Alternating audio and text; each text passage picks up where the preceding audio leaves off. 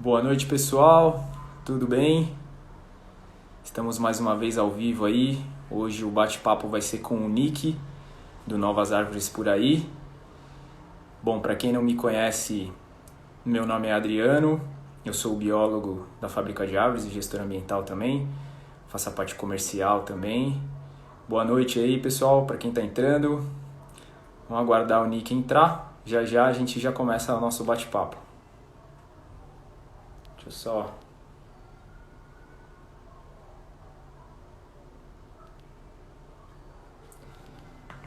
Bom, para o pessoal que já está aí acompanhando a gente, eu vou daqui a pouco tirar aqui os comentários, né? Então, quem for querer fazer pergunta, por favor, faça a pergunta aí na caixinha de interrogação, ok? E aí no final do nosso bate-papo a gente faz as perguntas para o Nick.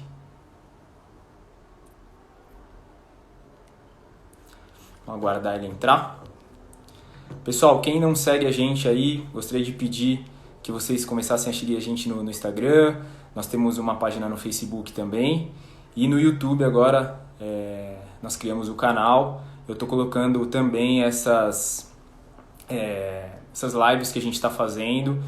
E vamos colocar alguns novos vídeos lá também sobre divulgação do sistema, sobre algumas dicas, tá? Então quem ainda não segue a gente no YouTube também, por favor, comecem a seguir. Vamos aguardar o Nick entrar aí. Aí o pessoal entrando.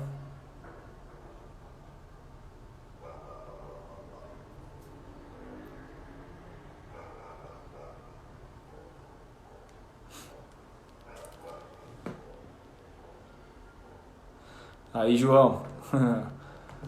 O João é nosso cliente lá na Fábrica de Árvores também. Pessuto.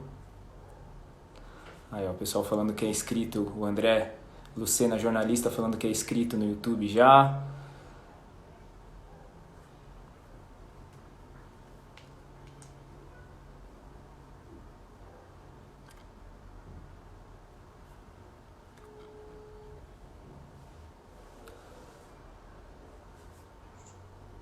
Já entrei já, tá? Falou. Avisei aqui o Nick.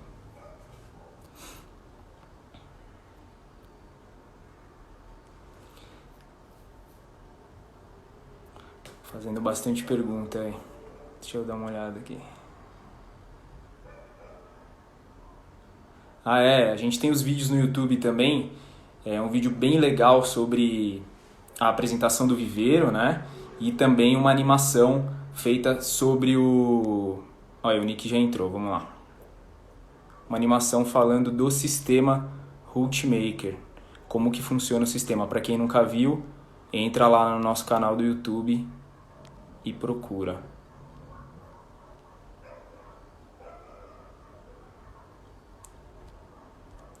Ô Nick, que estranho.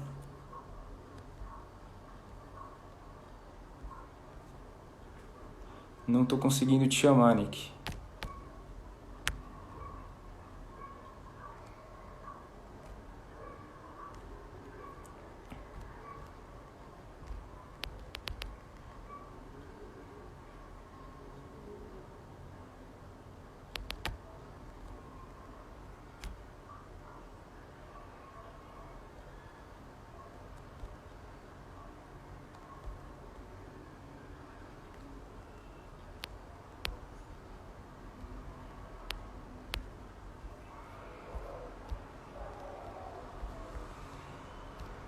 Vamos lá.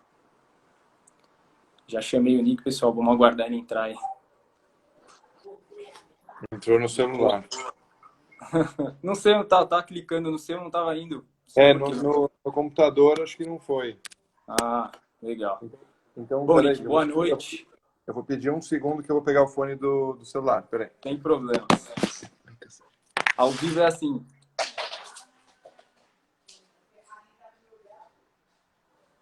Pessoal, então eu vou tirar aqui os comentários, tá? Vão colocando aí as perguntas, por favor, nessa caixinha de interrogação. Eu acho que eu terminei de comentar sobre o vídeo, né, da animação explicando sobre o sistema Rootmaker. Também está lá no YouTube para quem não conhece, tá? E para quem quer conhecer um pouquinho mais do sistema, pode entrar no nosso Instagram. Tem várias postagens falando dos benefícios, das diferenças, ok? Bom, Nick, boa noite. Tudo bem? E aí, tudo bem? E você? Graças a Deus também, tudo certo. Bom, muito obrigado primeiramente. Comparando com você, eu tô precisando de um pente, né, meu? Eu dei um tapa no telhado ontem. Arrumar aqui um pouco. Obrigado primeiramente aí pelo aceite do convite, né?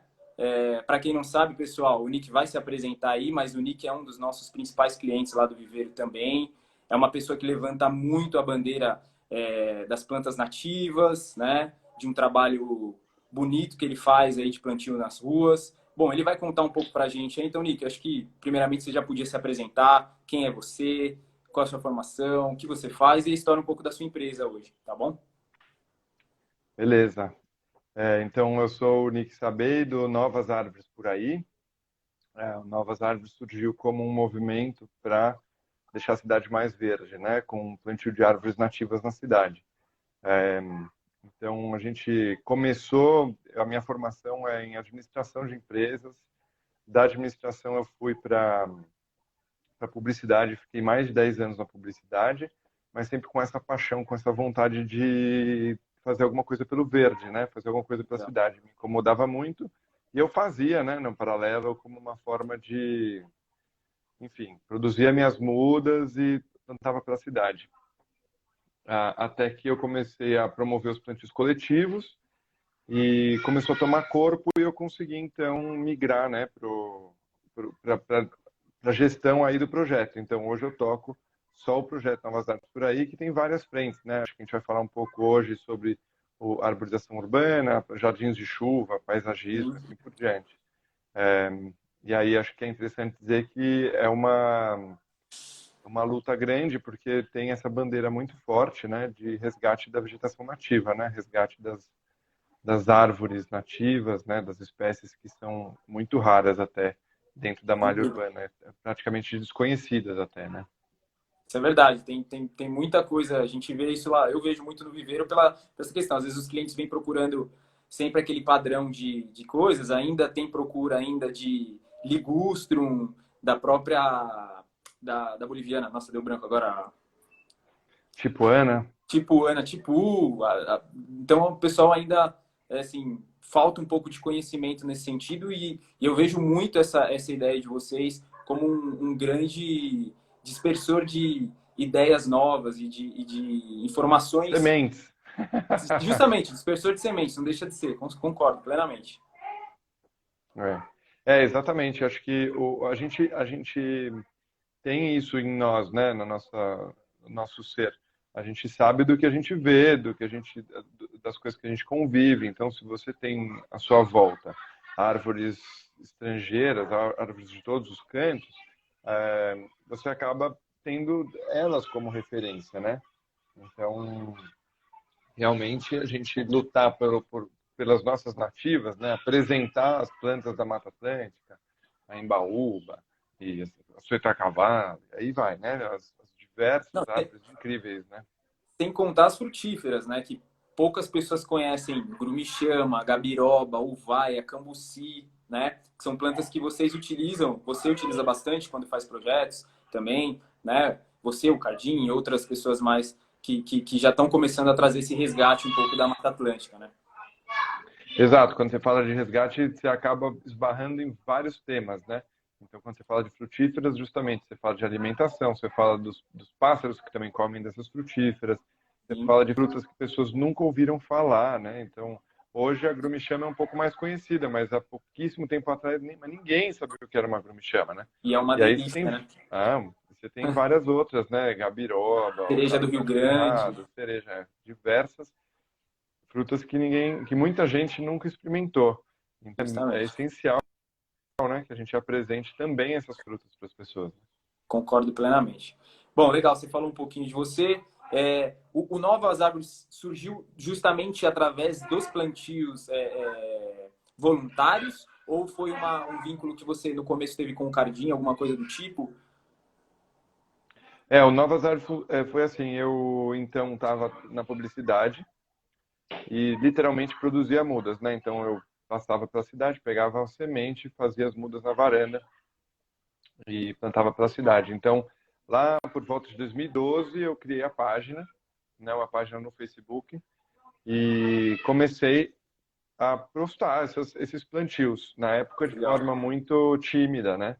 Até porque eu comecei sem conhecer, por exemplo, o manual de arborização urbana e esse tipo de coisa, de informação. Então, não tinha a segurança de que eu podia plantar na cidade, né? Logo na sequência, eu conheci, então, a partir do momento que eu comecei a publicar e comecei a pesquisar um pouco a respeito, eu conheci, então, o Manual de Arborização Urbana de São Paulo. Ó, peraí que temos uma visita aqui. Ó, dá um oi para a live.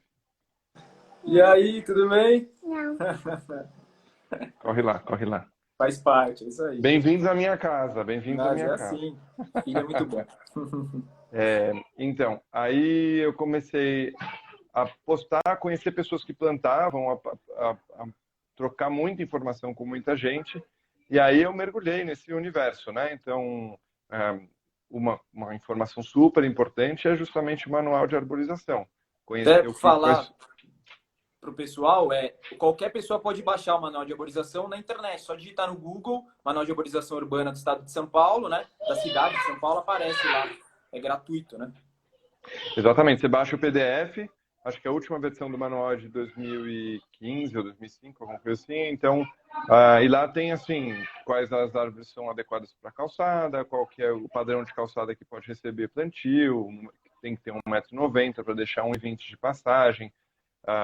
Enfim, todas as recomendações, quais as espécies. Tem alguns como é que fala? Alguns buracos no manual, né? Então, algumas espécies exóticas aparecem. E outra que é um vício também de colocar espécie nativa como sendo espécies do Brasil, né? Então, a gente está num país, né, do tamanho de um continente, e a árvore da Amazônia ela não é nativa da Mata Atlântica, né? Então, também tem que tomar cuidado com isso, né? Por exemplo, o palmulato, uma árvore muito comum na arborização, é uma árvore amazônica, não é nativa da nossa região, né? Assim como as nossas árvores não são nativas na Amazônia, né? Então tem que respeitar. O mais importante é respeitar o bioma e não a fronteira política. Posso fazer um adendo aí, já que você puxou isso aí, para o pessoal entender que nem todo mundo aqui é da área, né? Vamos dizer assim. Então a gente tem algumas nomenclaturas, né? Nativa, que é do Brasil, vamos dizer assim. Exótica, que seria de um outro país, né?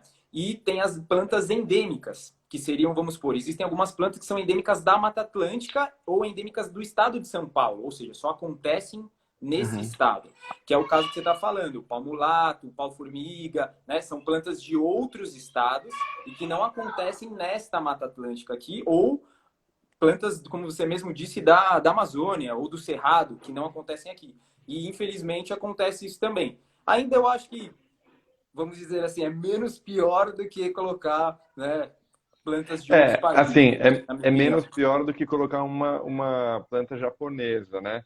Mas se você for pensar na tipuana, a tipuana ela é mais nativa do que o palmulato, né? Sem dúvida. Se for pensar em distância. O ligustro, que eu acabei de comentar também. Então, a tipuana vem aqui do Uruguai, nosso vizinho aqui de baixo, pertinho. Você pega a Amazônia, quilômetros de distância, né? Então, por isso que eu acho interessante a gente trabalhar esse conceito de bioma.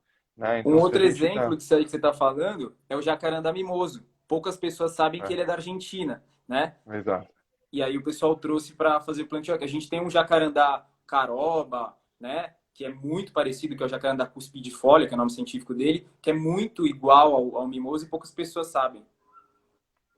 Então, assim, é muito importante esse debate e acrescenta um pouco mais de desafio, né? Porque se você vai trabalhar com planta em geral, é uma coisa. Agora, trabalhar com planta ainda nativa, ainda respeitando essa questão, é um desafio extra, digamos assim. Com certeza. Eu estava te contando, então, que eu comecei a plantar pela cidade, me envolvi com o manual, comecei a estudar o manual e tudo mais. Passaram-se alguns anos, ainda com Novas Árvores num paralelo aí, na época, carreira de publicitário, né? Sim, até que os plantios coletivos começaram a acontecer.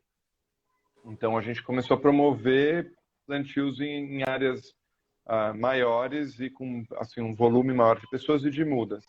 Legal. Isso eu já estava participando do Conselho de Meio Ambiente, né, o CADES, da prefeitura da subprefeitura de Pinheiros, e a gente resolveu fazer um curso de arborização, né? Então a gente juntou alguns nomes para falar de arborização urbana e da importância e da urgência da arborização.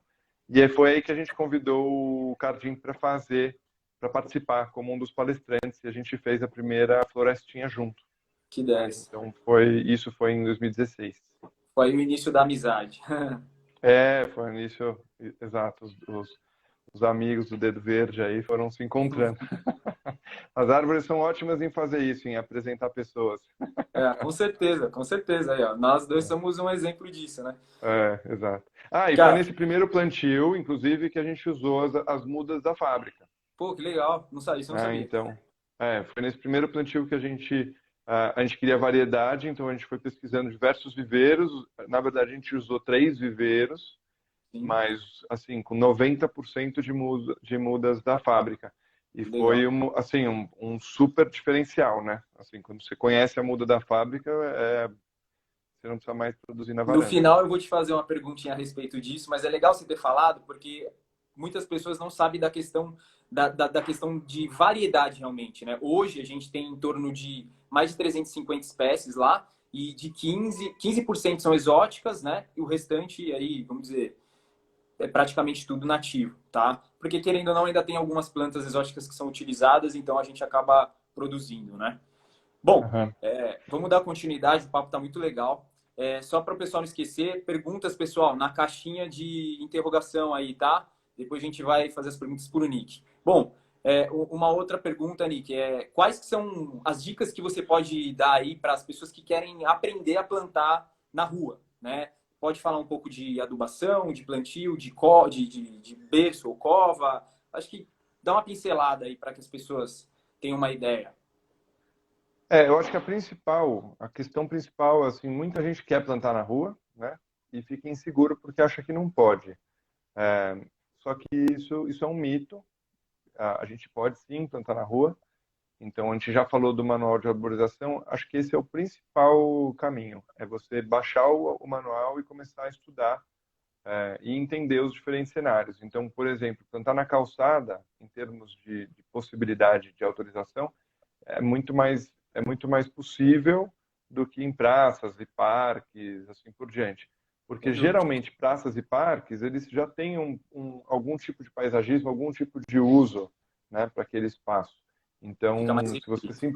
se você simplesmente chegar lá e planta, às vezes aquela área vai ser construída uma quadra, e aí você perde todo o teu esforço.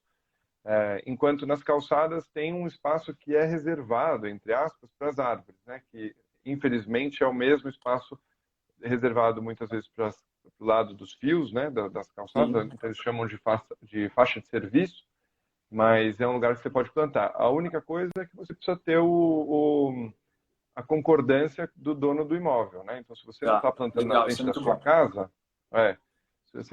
se você não vai plantar na frente da sua casa, é interessante que você fale com o dono do imóvel e que ele concorde. Até para sucesso do teu plantio, né? Você até poderia plantar, mas se o cara não quiser a muda, ele vai arrancar, ele vai tirar, enfim. Sem Então, dúvida. se ele está de acordo, fica tudo muito mais tranquilo, né? E aí, para plantar em calçada, também existem diversas recomendações no manual, né? Então, quando eu comentei que a calçada tem que ter um mínimo de 1,90, é porque eles prezam por uma faixa de 1,20, Para 1,20 passagem de centímetros cadeira. para passagem dos pedestres, de todos os tipos, né? Pedestre, cadeirante, carrinho de bebê, né? As diversas pessoas que usam a calçada precisam continuar usando. Legal. Então, a faixa de 1,20 é importante respeitar. E aí, se você tiver uma calçada de muito mais de 1,90, você pode fazer o berço até muito maior, né? Deixando Sem bastante dúvida. espaço para a árvore. É importante, certo? Super importante. E aí, então, plantio em calçada tem um pedido, né, no manual para que você use plantas, né, árvores de DAP3, até por conta da caminhabilidade, né, ou seja, para o galho Sim. da árvore não crescer na altura da cabeça de quem está passando. Então, uma árvore de DAP3 geralmente tem os galhos aí começando em 1,80. Sim. Mas muitas vezes isso inviabiliza o plantio. Então, depende. Se é na frente da sua casa, você também pode ir fazendo aí um certo ajuste nessa questão. Você vê muito plantio da Secretaria do Verde, por exemplo, com muda menor do que esse padrão, Sim. porque é o que deu para fazer, né? Isso é legal comentar, o Nick, que eu até falei isso na live passada, não sei quem está aqui, nem todo mundo está assistindo a live passada. Algumas cidades do interior acabam utilizando mudas de 1,5 m a 1,80 m. Né? A gente vende muito por interior, principalmente prefeituras, dessa forma. Em São Paulo, eu acredito que também seja um pouco, além dessa questão da passagem que você falou, é questão de depredação. Você mesmo uma vez postou um vídeo de uma mulher passando numa planta que tinha acabado de ser plantada, quebrando tudo, né? Infelizmente, a gente ainda tem essas pessoas que não entendem o conceito, né? A importância, né? Com certeza, né? Com certeza. Depredação também é um fator. Mas eu tenho reparado uma depredação muito menor. Assim, a gente tem, enfim, tem tido poucos casos de depredação, mas é importante. Quando a árvore está maior, ela tem mais chances de vingar nesse sentido também, né? Então, assim, o ideal é você plantar uma árvore o maior possível para você já ultrapassar algumas fases dela, do crescimento dela, que são difíceis no cenário urbano, né? Assim, resumindo, o cenário urbano ele é muito hostil para a árvore, né? Então, sem dúvida. Você tem que, de preferência, assim, eu sempre plantei desde o começo, eu plantei no meu caminho, né? Ou seja, lugares que eu passo com frequência, que eu posso acompanhar, fazer uma manutenção, fazer posso estar por perto dela, né? Para que ela se desenvolva bem. Então, se você vai começar, é importante que ela esteja por perto para você passar com frequência, ver se está tudo bem, se precisa de um ajuste. Sim, uma boa opção isso aí. Vamos lá, assim, para a galera que está querendo informação. Você, no momento do plantio, você faz uma adubação? O que você usa para irrigar? Você usa hidrogel? Você faz uma adubação depois? Como que você mantém essa irrigação? Quais são essas dicasinhas básicas aí para quem quer já botar a mão na massa? Então, vamos lá. Primeira coisa, antes do plantio propriamente dito, acho que é importante, a gente falou da calçada, mas é importante você ir com calma também para entender o que tem naquela calçada. É comum você encontrar alguma coisa, alguma estrutura enterrada embaixo, né? Alguma coisa que não está mapeado, e aí você vai cavar e você descobre que tem aí um duto de gás, alguma coisa assim. Então, vai com calma, descobre o que tem ali, né? Cava para descobrir o que está enterrado na calçada, né? Depois disso, quanto maior a caixa, né? A caixa não é ainda o berço, a caixa é quando você corta o cimento ou o material da calçada, e é o quadrado onde a árvore vai ser plantada. O manual pede um mínimo de 60 por 60, que ainda é pequeno, né? Então, o maior possível, respeitando aquele 1,20. Se for possível fazer o canteiro verde, ou seja, deixar aquela faixa comprida, melhor ainda, porque fica uma zona maior de permeabilidade, né? Mais água entrando para a árvore. Mais água sendo absorvida na cidade. Então, sensacional se puder. Depois disso, o berço, quanto mais você puder cavar, quanto mais mesmo, assim, se você tiver com tempo, tiver com disposição, fizer um berço muito maior do que o torrão da muda, quanto maior, melhor. Porque daí você vai conseguir arejar essa terra, você consegue incorporar algum tipo de adubo na terra também, enfim. Então, quanto maior, melhor. Porque daí as primeiras raízes da planta vão encontrar uma terra mais fofa, digamos assim, né? Aerada, exato. Então faz o berço mais generoso que você conseguir. Eu gosto muito de usar um adubo que chama bokashi. Conheço. Um adubo orgânico, de origem japonesa, tem um monte de nutrientes bem completo. Então, é o que eu mais gosto de usar. O hidrogel eu costumo usar só para quando eu estou plantando em épocas de seca. Então, se vai plantar num momento como agora, né, que está com intervalos de chuva muito grande, então o hidrogel é um bom Mas recurso. Isso para as nossas árvores da fábrica de árvores ou para qualquer árvore que você planta? Para qualquer árvore. Tá. Para qualquer árvore. A muda da fábrica, como ela tem uma raiz um pouco mais desenvolvida, ela aguenta mais. Merchan tem que ser isso. Tem que fazer, poxa. Não, mas assim, por conta de ter mais raiz, ela realmente aguenta mais. Sim. Mas mesmo assim, todas elas dependem de água, né? Então, se você não tem por que deixar, não é porque ela tem mais raiz que você vai judiar da planta, né? Então, plantando em épocas como as que a gente está, né, no inverno ou em intervalos de chuva muito grandes, é legal ter um pouco de Legal, hidrogel, né? O hidrogel ajuda bastante, né, no processo aí no começo da pega da árvore, né? legal. E também é legal usar um pouco aí de calcário dolomítico aí para dar uma corrigida no solo. A gente percebe muitas vezes o solo da cidade muito ruim, né? Muito ruim, muito entulho, muitas vezes super argiloso. Então, quanto mais você puder trabalhar o solo, mais sucesso você vai ter com a árvore que você plantou, Com certeza, né? com certeza.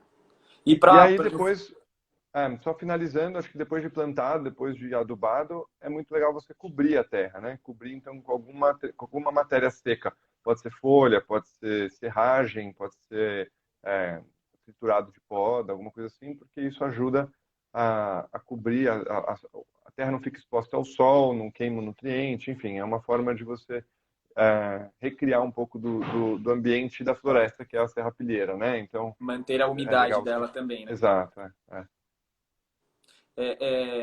Com a relação, o pós-plantio, você coloca alguma coisa na base para evitar que, infelizmente, a prefeitura acabe cortando e fazendo anelamento da árvore? Você faz um tutoramento também, alguma coisa do tipo? Então, sobre principalmente sobre o anelamento. Quando a gente planta em calçada, é raro a calçada que a prefeitura vá com roçadeira Sim, fazer, sim. né? Então, tem uma demanda menor por alguma proteção. Se a gente vai plantar em praça ou Aí lugares sim. mais abertos, um canteiro central, um canteiro de avenida, alguma coisa assim, aí é super importante fazer esse trabalho de proteção da base da árvore, né?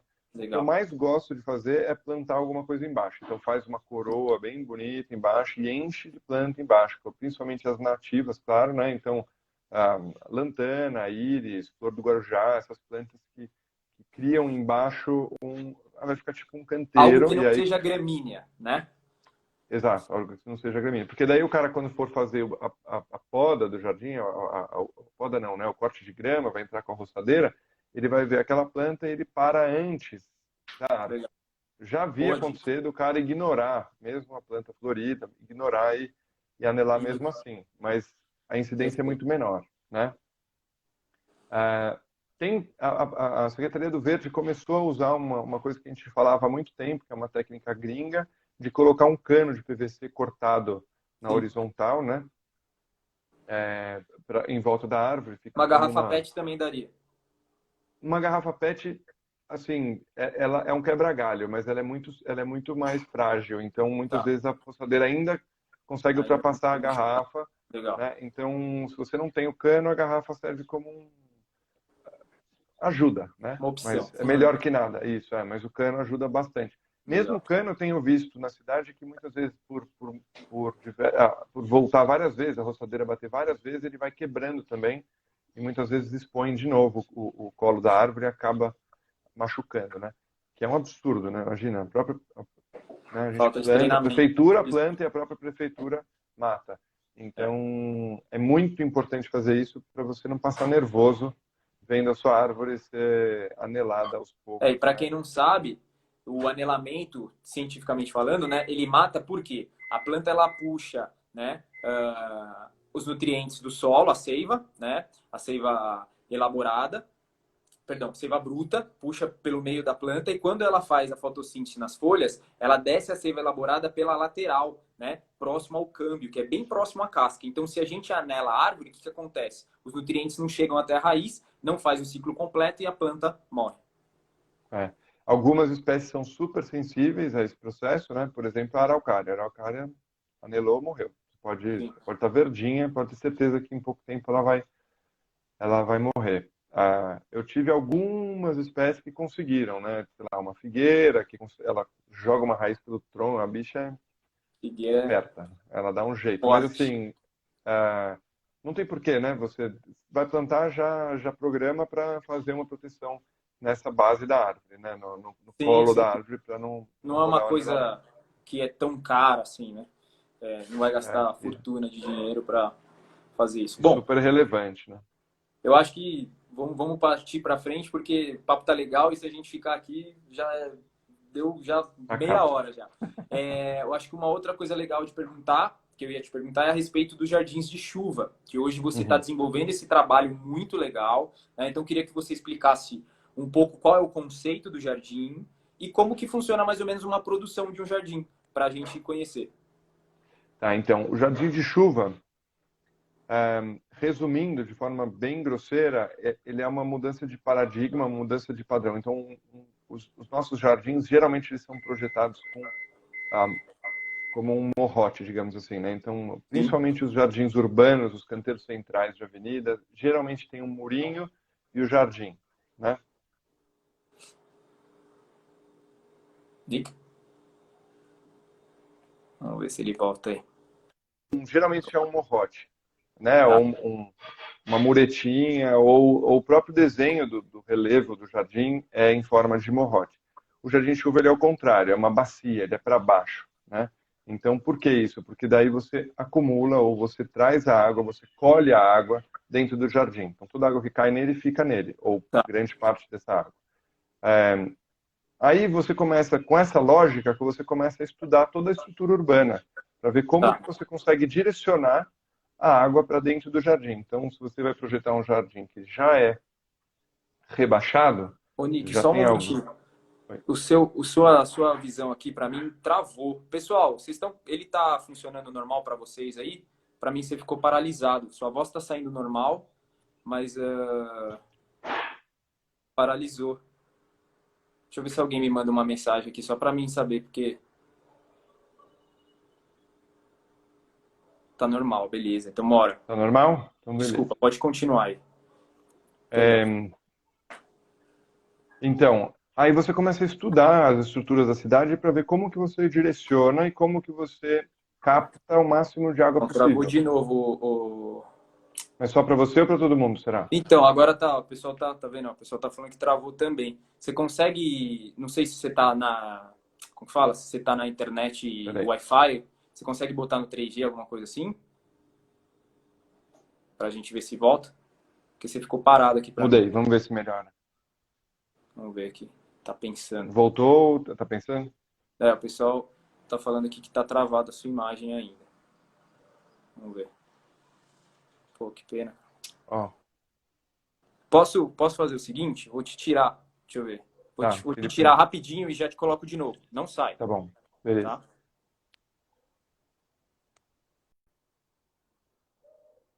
Vou colocar ali de novo, pessoal.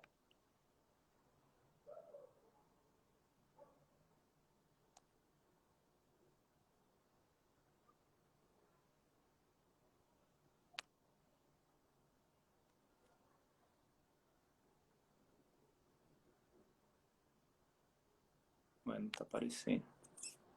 Aí.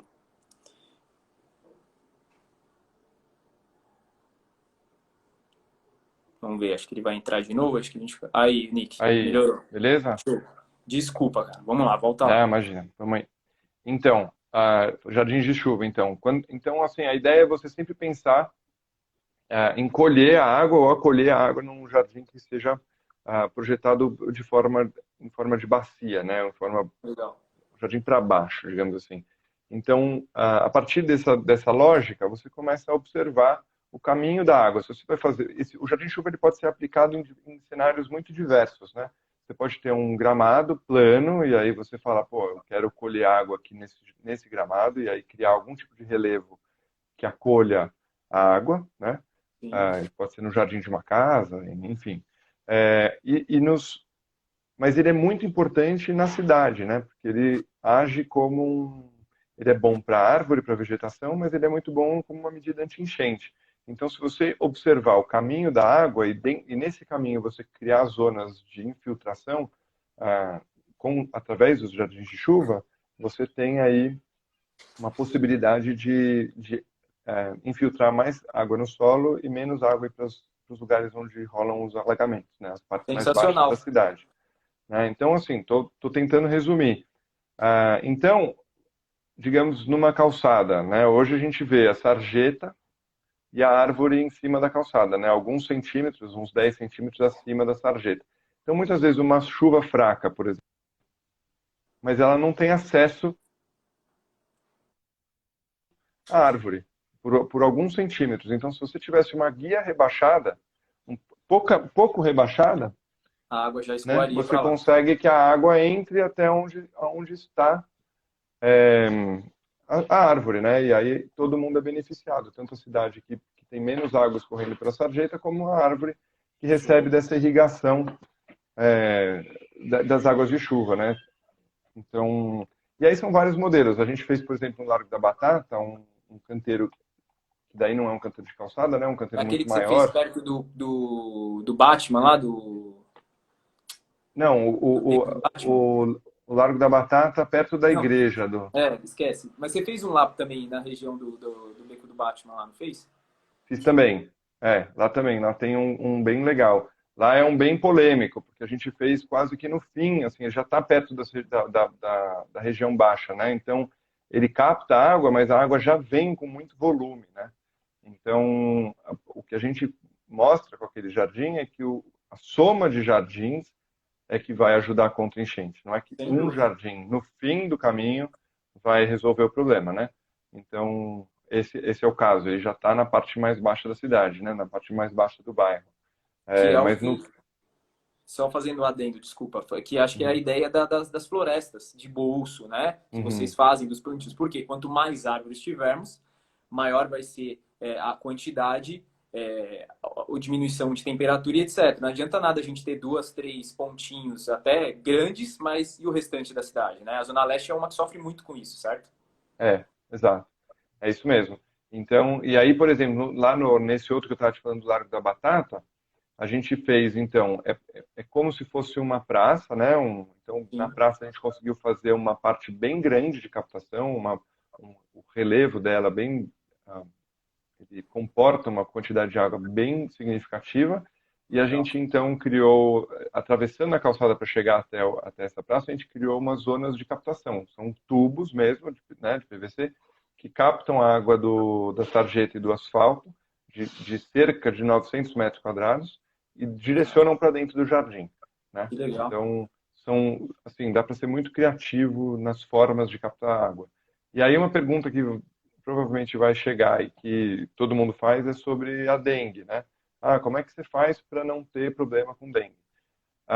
Existe um teste que você faz, chama teste de infiltração. Então, se você cava um buraco no lugar onde você vai implantar o jardim, joga água e vê quanto tempo demora para a água infiltrar no solo, quantos centímetros ela desce em quanto tempo, você consegue fazer um cálculo de quanto vai demorar para o jardim absorver a água que ele Legal. recebe, né? No Largo da Batata, a gente fez um cálculo que que a água ficasse acumulada lá por até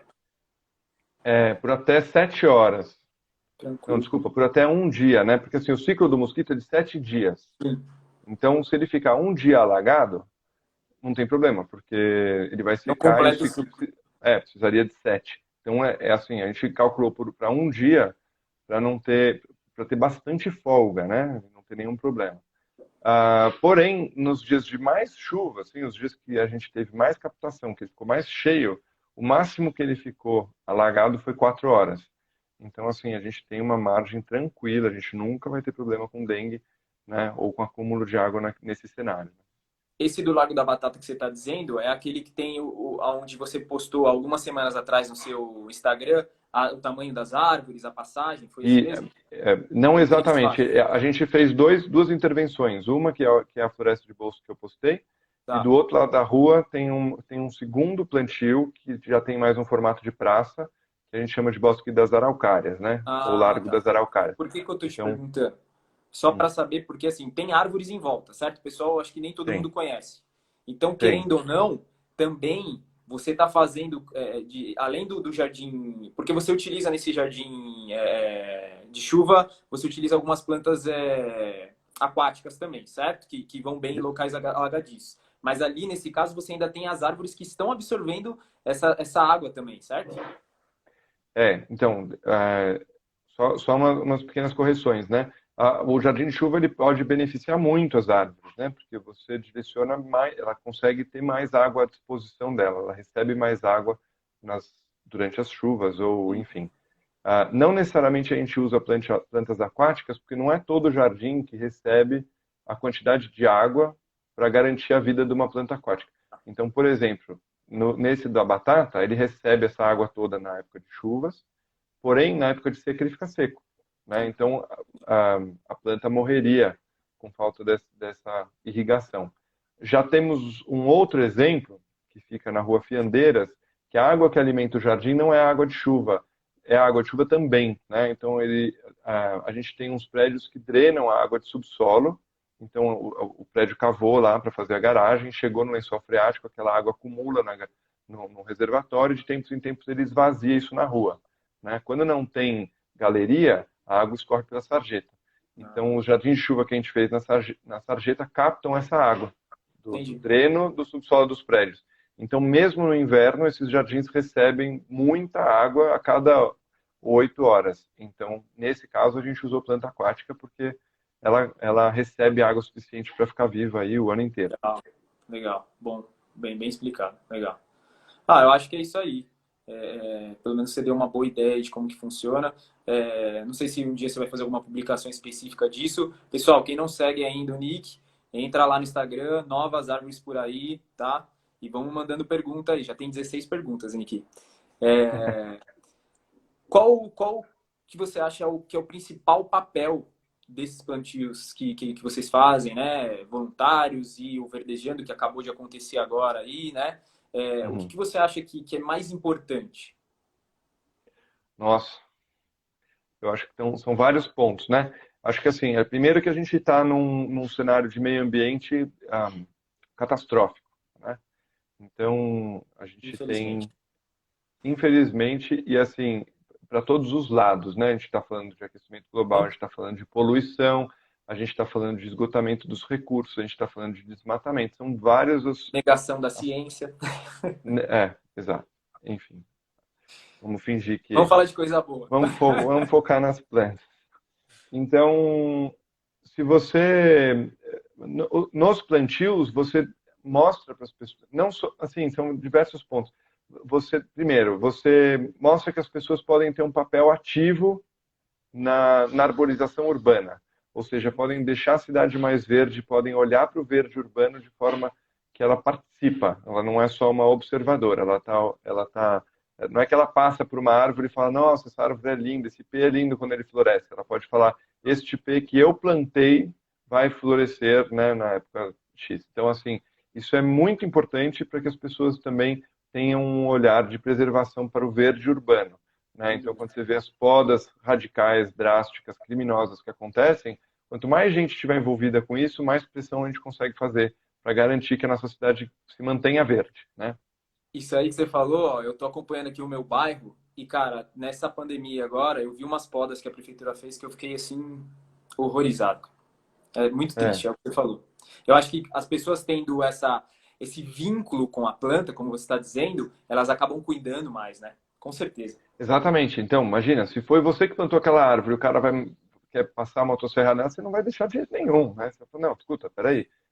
Só uma historinha. Eu trabalhei um tempo na prefeitura de Guarulhos, né? E eu era o responsável pela fazer a parte de laudos de poda e retirada de árvores. E uma vez eu cheguei na casa de um cara, ele abriu a porta, ele viu que eu tava com o carro, né, da prefeitura. Ele, o que você vai fazer nas minhas árvores? Eu falei, não, calma. Eu estou olhando aqui, porque tá tendo reclamação, a gente vai fazer uma poda. Não, mas eu quero que você pode direito, hein? Eu não quero... Então eu falei, é até difícil de você ver isso. Lógico que a tendência é o que você falou, aumentar, né? Mas eu falei para ele, pô, legal, parabéns pela sua atitude, porque a maioria das pessoas chega e fala assim, eu queria tirar isso aqui porque isso aqui suja. Mas aí eu pergunto para a pessoa, o que é sujeira, né? Exatamente. Então, assim, é muito suja, mas e os benefícios, né? Então, enfim, a gente projetou cidades que não incluíam as árvores. Então, quando fala que atrapalha, sujeira e tal, é porque é uma cultura que criou cidades que a árvore é um ser que não, né, não foi projetada, assim, a cidade não foi projetada para ter árvore.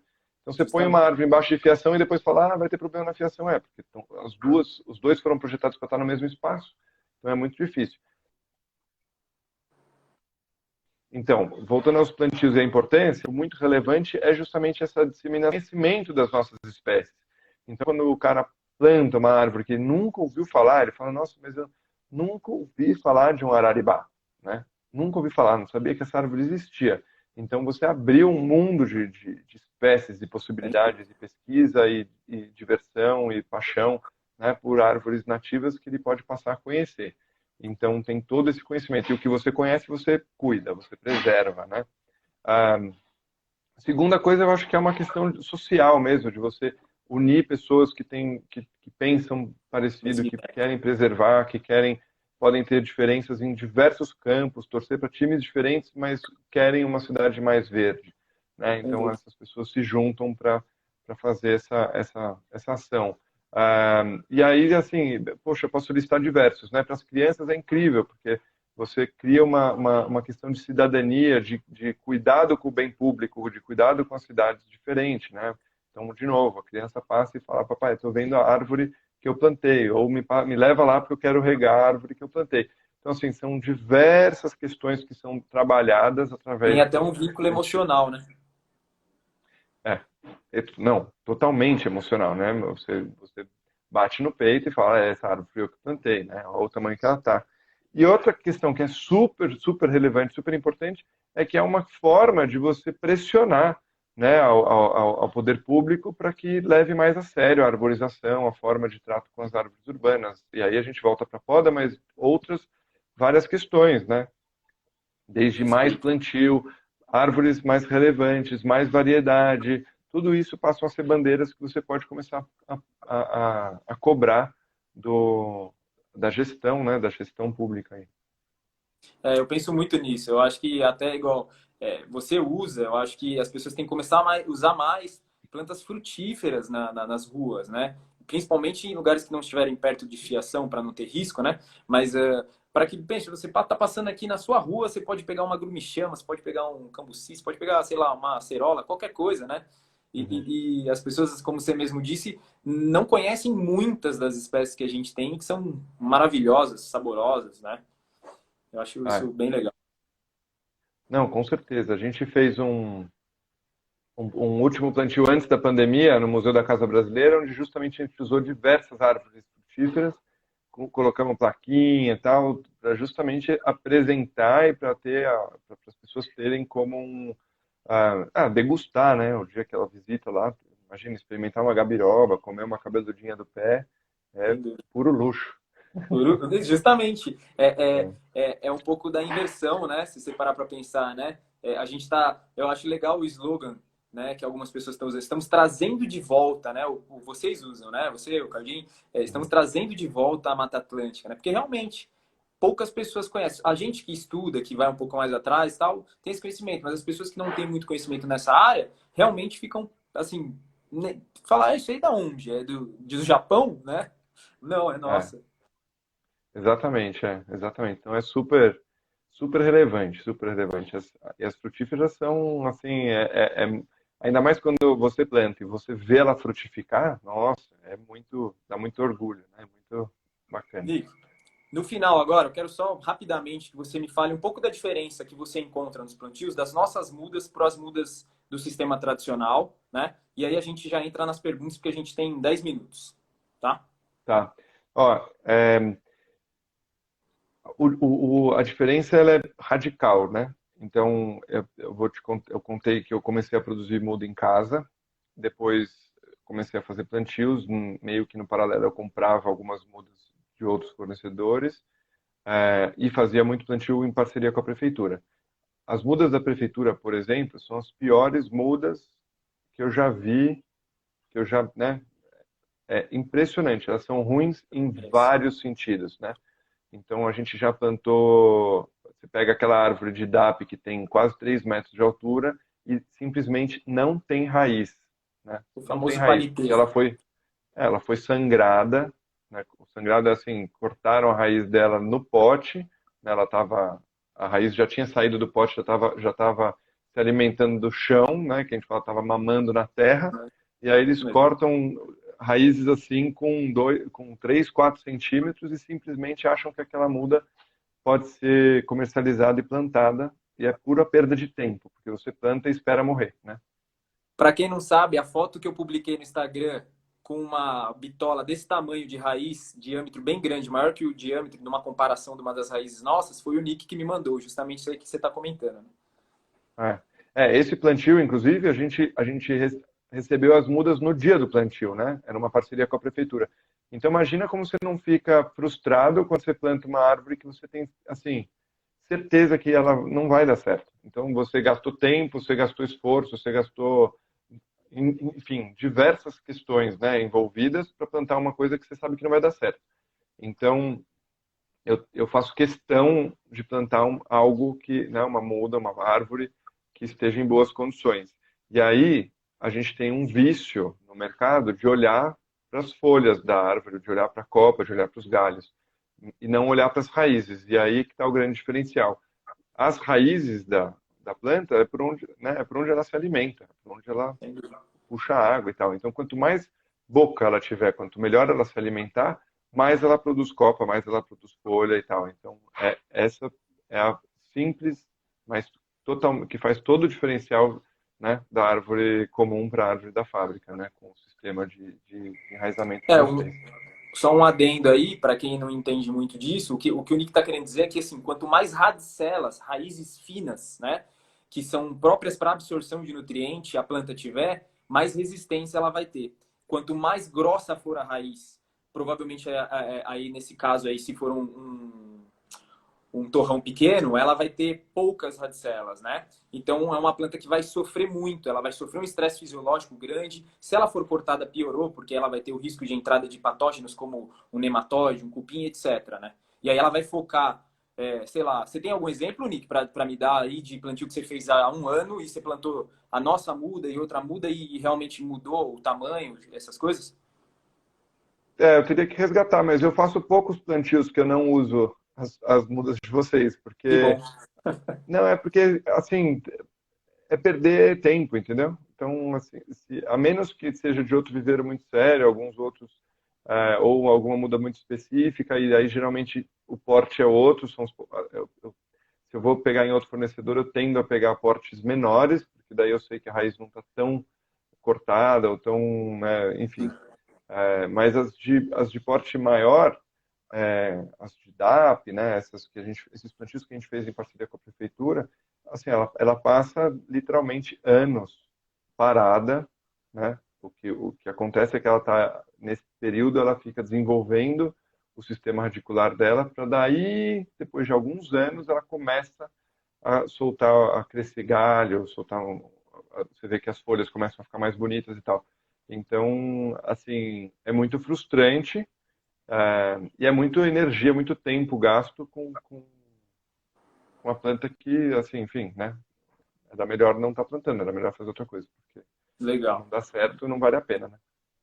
Com certeza. É o que você falou, além de Eu acho que perder assim, tempo, desculpa, é dinheiro, né? desculpa interromper, mas uma coisa é muito fácil de fazer essa comparação.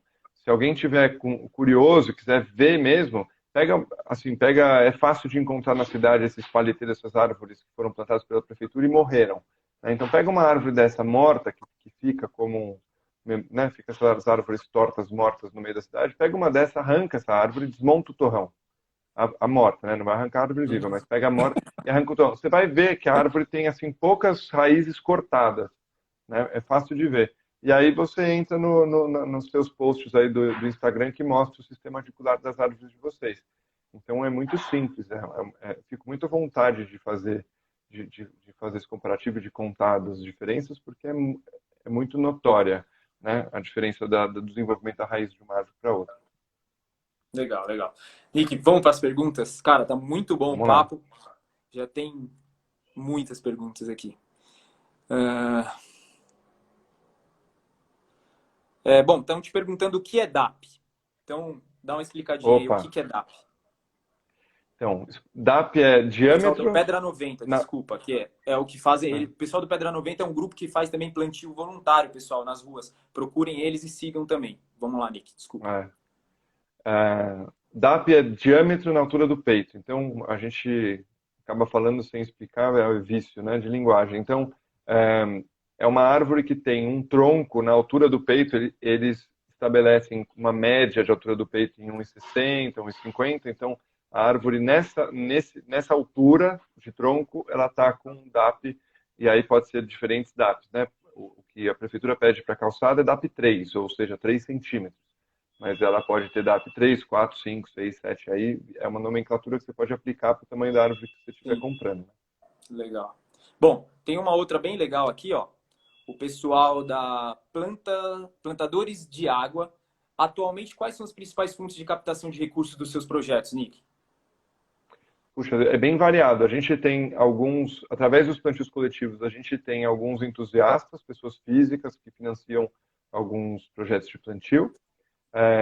A gente faz também muitos projetos de paisagismo, então convencional, né? São plantios via paisagismo, isso pode ser empreendimentos comerciais. Né? Acabei de fazer uma visita em um no Tatuapé, então toda a arborização das calçadas foi feita usando tanto o sistema de jardim-chuva como as árvores, né, com esse diferencial de radicular. E aí também tem muitas vezes que a gente faz esses plantios como uma forma de evento fazia, né, antes da pandemia. Hoje a gente está esperando a pandemia passar, mas eventos corporativos. Então, junto uma equipe que quer trabalhar team building, que quer trabalhar, sei lá, pessoas que querem fazer uma atividade diferente em grupo, enfim. E aí esse grupo de pessoas de uma empresa, a gente leva até uma área uma área urbana para fazer o plantio de árvores com eles. Né? Legal. E aí eles financiam. Legal. Ó, eu vou passar para frente, a gente tem mais 3 minutinhos aí. Infelizmente, muitas perguntas, tá muito legal. Quais árvores são boas para atrair pássaros? Aí ele fez uma continuação, mas corre o risco de cair com a chuva. Bom, me fala algumas espécies aí, Nick, de atração de pássaros. Então, na verdade, quase assim, as árvores elas são usadas pelos pássaros de diversas formas. As frutíferas, elas oferecem alimento. Então, uma época do ano, quando elas estiverem frutificando, elas vão atrair os pássaros para se alimentar dessas frutas, né? Então, as frutíferas têm esse papel meio óbvio de alimentação. Mas as outras espécies também servem para os pássaros para outros fins, ou seja, eles fazem ninho nas árvores, eles usam como descanso, né? Então, de um ponto a outro, eles param nas árvores para descansar, ou enfim, as árvores são grandes aliadas dos pássaros, então é difícil de você falar que uma árvore não vai atrair pássaros, né? Mas se você for falar de um grande grupo, foca nas frutíferas, porque daí você, nessa época do ano, eles vêm para se alimentar. Né? Legal. Tem mais uma pergunta aqui, ó. Da Paisagismo Cláudia. Nas calçadas menores que 1,90 ou sob fiação, você tem experiência com alguns arbustos nativos? Sim. A fiação não é um problema para o plantio, quer dizer, não é, ela tem o conflito, né, da árvore com o fio, mas no manual de arborização você pode plantar quando tem fiação. Inclusive eles recomendam a árvore de grande porte para que a árvore passe a fiação. E aí ela vai ter um momento, né, uma fase do crescimento dela onde ela vai estar em conflito com a fiação, mas a gente torce para que ela ultrapasse a fiação e aí ela se estabeleça. É isso que o manual diz, né? Até porque se a gente não for plantar onde tem fiação, quase que acaba o espaço. Mas a gente tem sim experiência com arbusto nativo. Existe um preconceito com arbusto muito forte na cidade, que é dizer que pessoas se escondem atrás de arbusto e coisas assim. Mas a gente usa muito a quaresmeirinha, a clúzia e a orelha de onça, várias plantas que têm porte arbustivo para calçada. Legal. Vou falar para a última, a gente tem 1 minuto e 15 aqui. Não, acho que não vai dar tempo, hein? Bom, só de uma forma rápida. O André Lucena, jornalista, perguntando se você acha que a humanidade vai passar a respeitar a natureza melhor depois dessa pandemia. Espero que seja uma vantagem da pandemia, né? Espero do fundo do meu coração que esse despertar aconteça com o máximo de pessoas possível. A gente precisa disso de forma desesperada, né? De todos os lados. E espero também que a gente consiga pressionar para que não haja o oportunismo que a gente está vendo, ou seja, está todo mundo em casa de quarentena e os caras estão desmatando a Mata Atlântica porque, né, viram na quarentena uma oportunidade para deixar a boiada passar. A gente não pode deixar isso acontecer. Até dói ouvir isso, né? Bom, Nick, foi muito legal, cara. Agradeço de verdade aí a sua atenção, o seu tempo, tá? Faltam 17 segundos. Nós da Fábrica de Árvores agradecemos aí você por ser um dos nossos clientes, pelo bate-papo e vamos nos falando aí direto, tá? Obrigado, um Eu que abraço. agradeço a quem está assistindo e é isso aí. Vamos plantar.